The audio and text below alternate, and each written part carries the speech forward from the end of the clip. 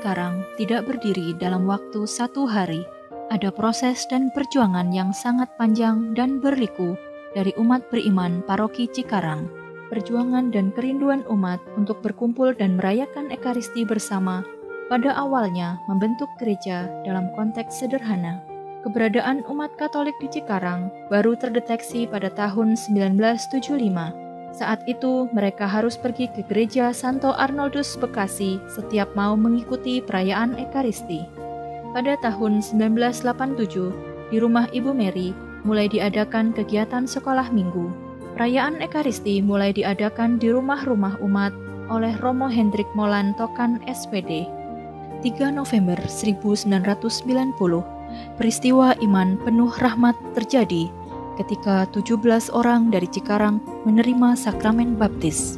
Peristiwa pembaptisan ini menjadi tonggak sejarah bagi pertumbuhan umat Katolik di Cikarang. Beberapa waktu kemudian, terbuka jalan peminjaman ruang senam di area gedung bioskop mini untuk perayaan Ekaristi. Suasana sehati sepenanggungan dalam iman sebagai jemaat perdana Cikarang menumbuhkan suasana guyup, saling berbagi, dan saling memperhatikan. Hal itu kemudian tersalurkan dengan adanya pertemuan, kegiatan bersama, dan misa di gedung bioskop mini. Dinamika dan kegiatan umat saat itu mempersiapkan tumbuhnya benih-benih yang menjadi landasan terbentuknya stasi di Cikarang.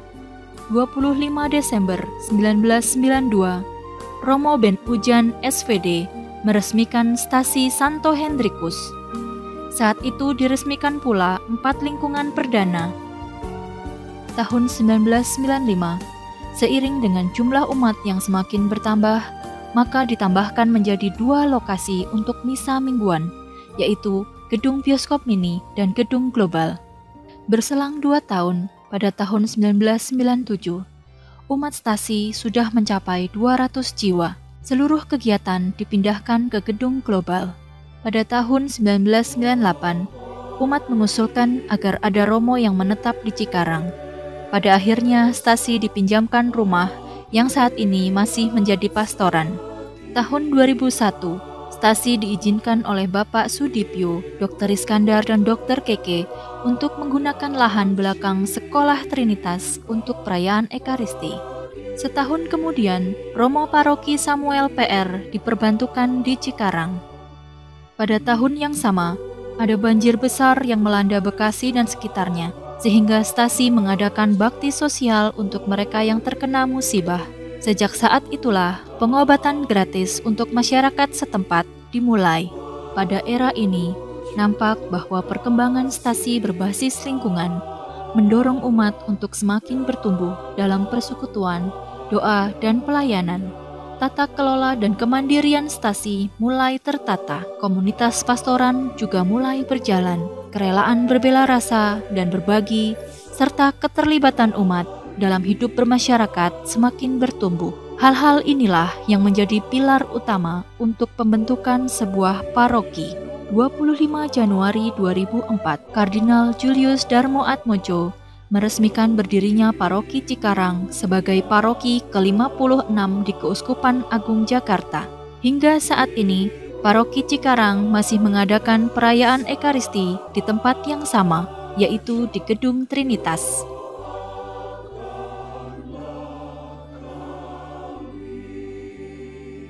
Dalam teritori gerejawi, Paroki Cikarang berbatasan sebelah utara dengan Laut Jawa, sebelah timur dengan Paroki Karawang, sebelah barat dengan Paroki Bekasi, sebelah selatan dengan Paroki Cibinong. Umat Paroki Cikarang tersebar di 61 kelurahan dalam 15 kecamatan. Syukur kepada Allah, Paroki Cikarang perlahan-lahan semakin berkembang, baik jumlah umat dan jumlah lingkungan, sampai saat ini. Gereja Ibu Teresa dipanggil untuk menjadi teman seberjalanan yang merakyat bagi masyarakat sekitar dalam menghadapi tantangan modernisasi dan industrialisasi, sehingga orang-orang yang terpinggirkan dapat mencapai kesetaraan martabatnya sebagai citra Allah. Dalam kesadaran inilah dibangun visi dan misi yang jelas dan tegas. Visi: Paroki Cikarang Gereja Ibu Teresa merupakan paguyuban umat beriman yang mau berbagi dan merakyat. Misi Paroki Cikarang Gereja Ibu Teresa berkehendak kuat untuk membangun paguyuban umat beriman dalam ikatan persaudaraan sejati murid-murid Kristus yang dijiwai oleh Roh Kudus, berani berkata cukup kepada godaan duniawi, mempunyai spiritualitas berbagi dan jiwa merakyat, sehingga kehadirannya merupakan rahmat bagi masyarakat sekitar.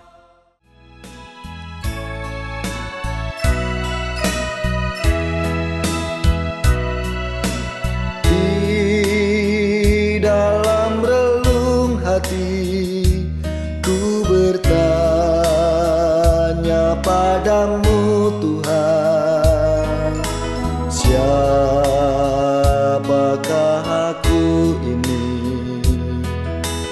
hingga kau memanggilku, kau sampaikan sabdamu untuk berbagi kasih. Raih tanganku Tuhan, jadikanku murid-Mu, mengabdi melayani Tuhan di bawah panci salib-Mu, di jalan kebenaran kehidupan-Mu.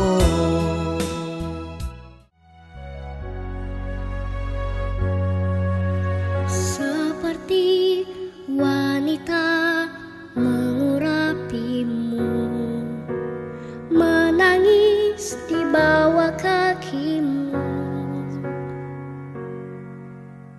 demikian hidupku mau mengasihimu.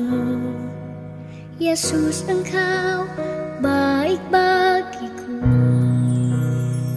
Sampai akhir ku menutup mata, ku tetap setia menanti janji-Mu, sampai ku dapatkan mahkota kehidupanku. Ku tetap setia, ku melayani-Mu.